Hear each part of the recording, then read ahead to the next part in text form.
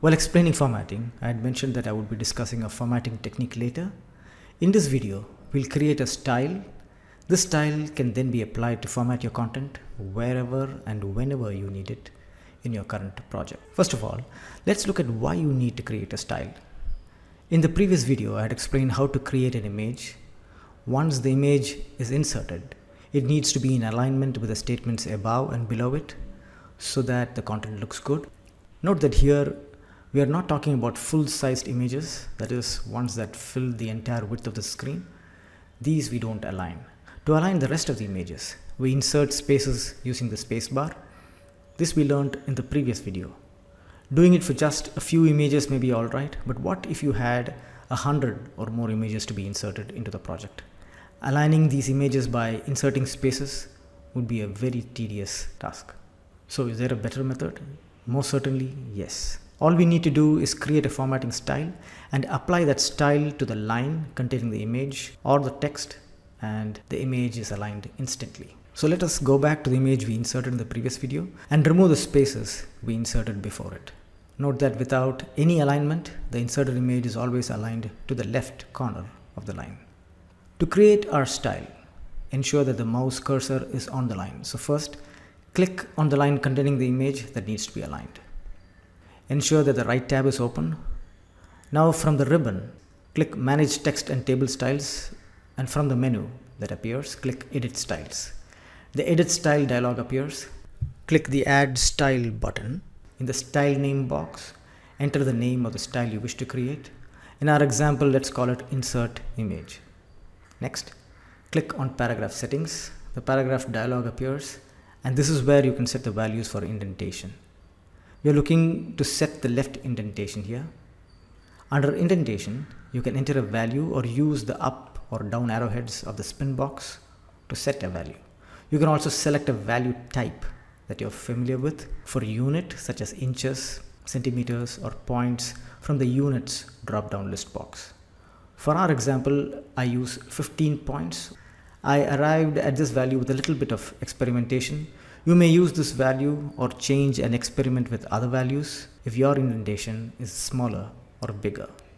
Click OK to save the changes made. Back at the Edit Styles dialog, click OK. The dialog closes and the style is automatically applied to the line from where we began creating the style. Notice how the indentation has been applied on the left end of the line and that it is in proper alignment with the lines above and below it. The style is also added to the list of styles in the text style drop-down list box. So every time you insert an image and you want it to be aligned with the statements, simply click the line containing the image and select the style from the text style drop-down list box. Now here's another trick. If there are subsequent lines that follow the image, you would want these lines to be aligned too.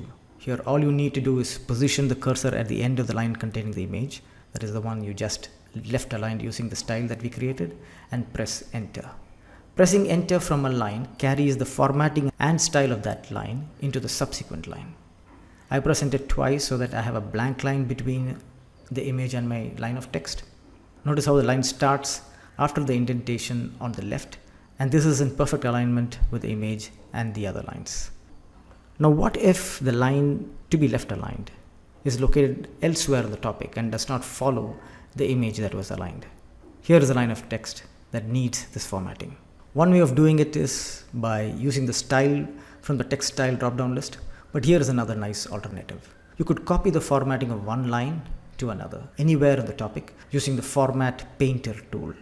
For this, first click on the line whose formatting you wish to copy. While copying the formatting, if the line contains an image, make sure your mouse cursor is positioned on the line and not on the image. Or in other words, make sure that the image on the line is not selected. Let me explain. Notice how I'm selecting the image on the line here. On the other hand, positioning the cursor can be done by clicking your mouse beside the image. Next, click the Format Painter button on the ribbon. Notice how the mouse cursor has turned into the image of the Format Painter button. Now go to the line that needs this formatting to be applied, select the text of that line and release the mouse button. Notice how the line has been formatted according to the formatting of the line it was copied from. As mentioned earlier, this style that you created can be applied to other lines of content within the current project. Now what if you wanted to use the style or several other styles that you create in your current project for future projects as well. Do you need to go through the hassle of creating them over and over again in each of your future projects? No. Here is one solution. You can import styles from one project to another. To import styles from another project into your current project, click Manage Text and Table Styles from the ribbon, and from the menu select Edit Styles. In the Edit Styles dialog, click Copy Styles From. The Windows Open dialog appears, and here search for the project file whose styles you would like to import into your current project and click Open. You are prompted with a warning that all your current styles in the project will be erased. Click Yes to import the styles from the source project into yours. To overcome the problem of not having any of your current styles overwritten by the styles of the project they are being imported from, my advice would be to perform this step, that is, importing of styles from other projects before you begin creating styles in your current project.